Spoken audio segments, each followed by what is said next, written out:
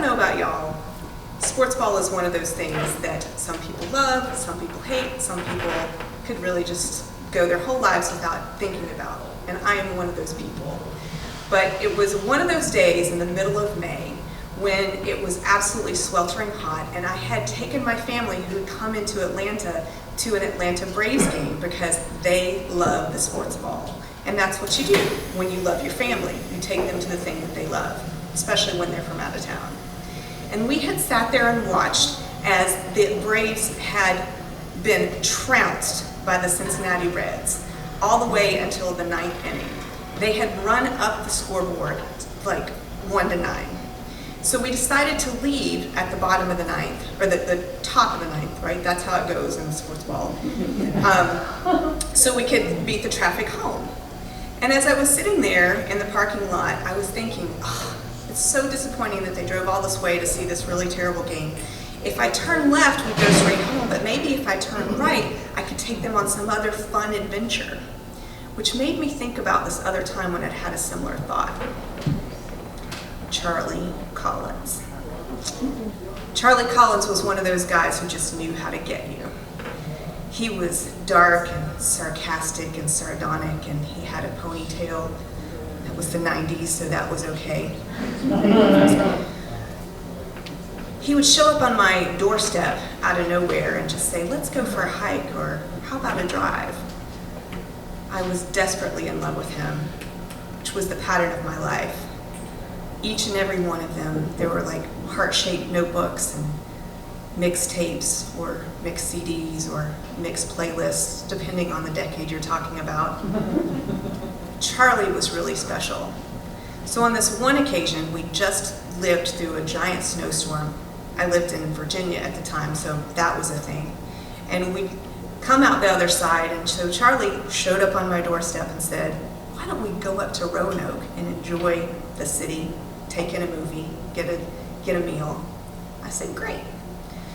So we went up to this bookstore, and I ran to the bathroom because I have this tiny little micro bladder, and I came out and Charlie's propped up against the poetry section bookshelf, and he starts reading Rumi to me. Which makes me think Charlie maybe knew how I felt about him. I can't even remember much about dinner and the meal. I'm not even sure if we went to the movie. We were driving back, and all of a sudden, I said, you know, if we turn left, we go back to Blacksburg, but if we go right, we go to DC. And he looks me in the eye and he says, well, which way we going then? And then I remember that I had some shitty job as a temp the next day, pimping credit card applications at a basketball game. I was probably gonna make $50, but at the time that was really big money for me. So I said, I guess we better go home. But then as we were on our way up to Blacksburg, he said, you know, there is a meteor shower tonight. So even though we didn't go to DC, we drove on up to Pandapus Pond, and we got out and we crunched across the snow.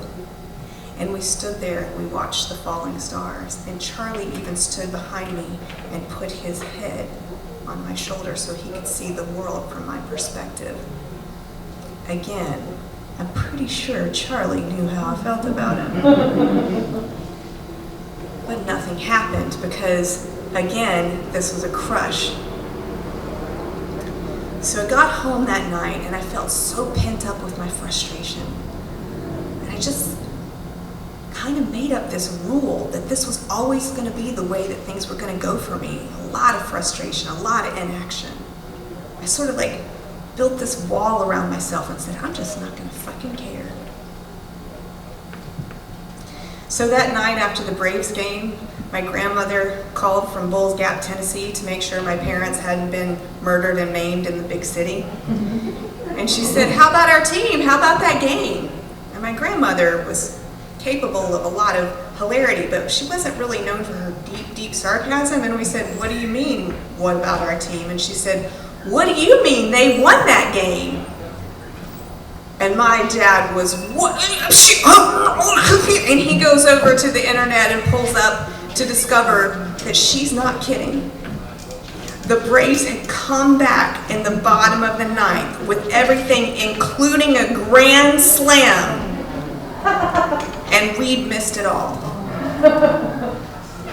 So that night, as I lay in bed and recounted the day again, as I'm wont to do, well, before podcasts became a thing and I killed my brain,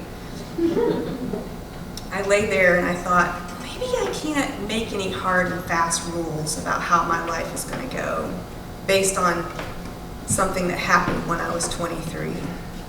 Maybe I should start caring again. Thanks, y'all.